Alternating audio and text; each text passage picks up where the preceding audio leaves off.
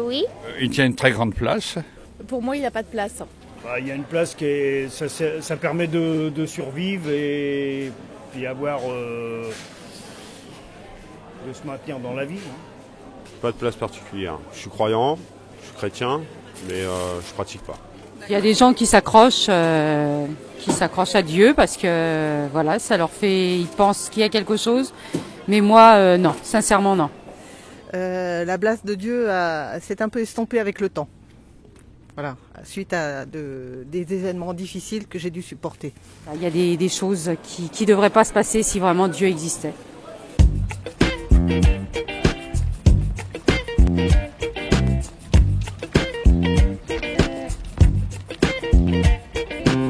Oui. Oui. Non. Oui. Oui. Oui. Baptisé, communié, marié à l'église. Oui, j'ai baptisé, communié, confirmé. Oui, j'ai été baptisée, j'avais quelques mois et c'était chez nous la tradition. Et... Comme beaucoup de jeunes chrétiens, je suis baptisé depuis très longtemps, depuis tout petit garçon. Mais j'avoue que moi, ma foi, je l'ai découvert plutôt tardivement, c'est-à-dire à travers l'église, à peu près après mes 20 ans, quoi. Et après, c'est devenu vraiment le centre de ma vie.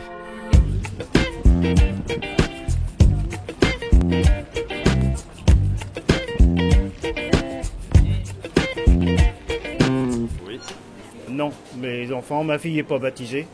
Moi, j'ai fait baptiser mes filles, elles avaient 6 mois chacune. Mes enfants ne sont pas baptisés.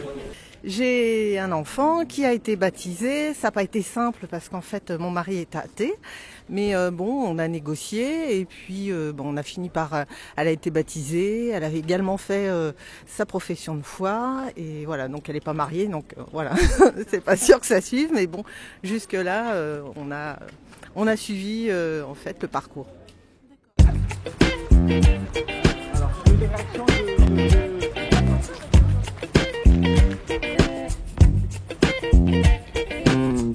Je passe. L'entrée dans la religion. C'est la continuité des parents qui se sont mariés à l'église et puis qui veulent les élever dans la religion catholique. Le baptême, c'est une démarche des parents déjà. Ça, quand on est baptisé, on ne se rend pas très bien compte de la valeur de cet acte, voyez-vous.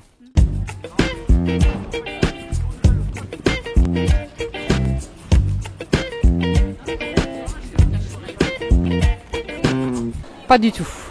Je sais pas. Le baptême, j'étais trop jeune pour m'en rendre compte. Changer quelque chose, pas vraiment. Je dirais que c'est plutôt une tradition, en fait, familiale, on va dire.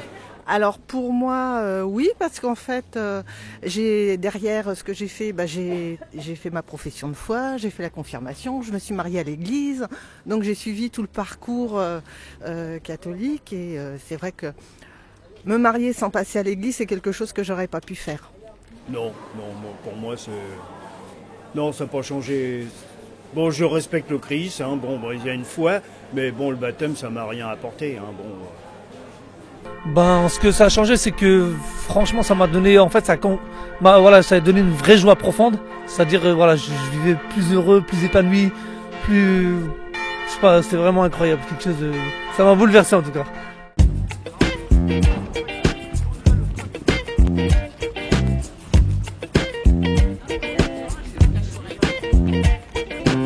Oh oui, je pense, oui. Oui, ça a déjà été le cas et c'est ce qui s'est passé, oui. Franchement, c'est vrai que le pardon, c'est quelque chose de très difficile. Malheureusement, dans la vie, on subit tous des choses injustes. J'ai fait l'expérience de choses injustes justement de ma vie, que ce soit la famille, les amis. Et franchement, justement, en tout cas, moi, j'en ai fait l'expérience avec la grâce de Dieu. On peut pardonner. Moi, j'en ai fait l'expérience en tout cas, et c'est vrai que ça, après tout change. En tout cas, c'est meilleur pour la vie, quoi.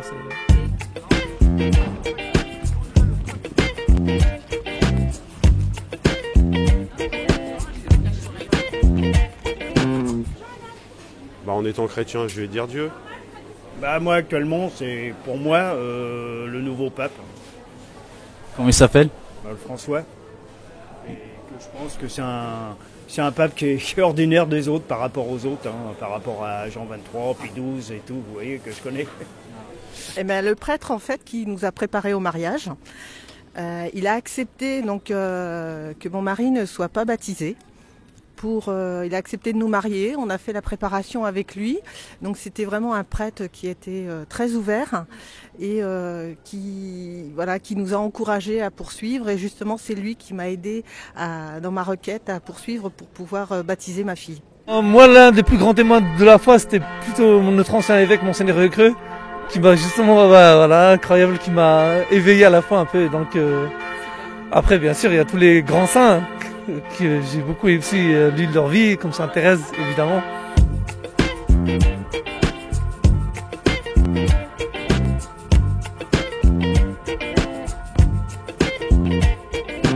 C'est un apôtre. C'est un saint. C'est quelqu'un. C'est le pape, ça. Il s'est fait aveugler par Dieu et après du coup il a changé de nom, il est devenu aveugle, il a changé de nom et donc du coup voilà. Et pourquoi il a été aveuglé par Dieu? Parce qu'il persécutait les chrétiens. Comment il s'appelait avant? Saül. Comment? Saül. Et pourquoi il s'appelait Saül et maintenant il s'appelle Paul? Oh bah ça j'en sais rien. Hein. Comment il est devenu chrétien? Bah à cause de son aveuglement. Il s'est fait de soleil. Parce que? Il a eu des bonnes lunettes de soleil. Il s'est fait baptiser. Ah, il s'est fait baptiser, donc comme vous, Paul aussi a été baptisé, c'est ça? Oui.